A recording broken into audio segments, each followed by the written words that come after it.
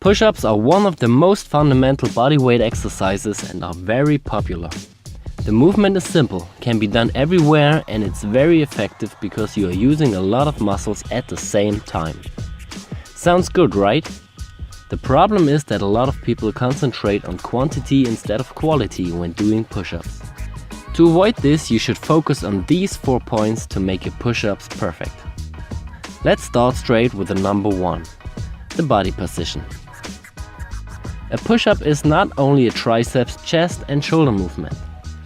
Most people neglect their tension in the abdominal muscles, the hips and the legs. Often they form an arched back and have a leg and body tension. To avoid this, tilt your pelvis backward and keep your butt squeezed tight. The movement gets a lot harder with this, but it's also more effective. The second point is the arm position. The arm position doesn't really matter in terms of the perfect execution. A perfect push-up can be done with a wide or a narrow grip, but it's important to place your wrists in a nearly vertical line under your shoulder when you do the standard push-up. There are still exceptions for that rule, for example when you are doing pseudo planche push-ups, which puts the focus more on your shoulder.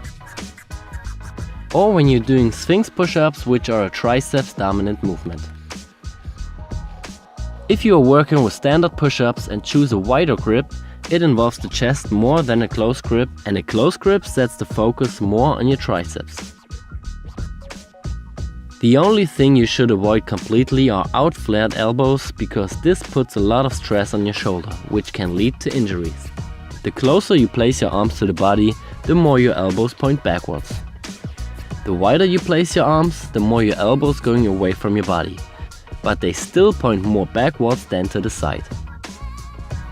The third point is the range of motion. This is quite simple, just don't cheat. Go all the way up and all the way down and let your body straight. Don't decrease the range of motion by bringing your head forward or your hips down. The last point is the shoulder blade movement. This is a very neglected point. When you're going down, your shoulder blades come together, and when you're going up, they go apart. You should also focus on pushing them downward instead of upward. But don't forget, there's still difference between a passive and an active way of this shoulder blade movement.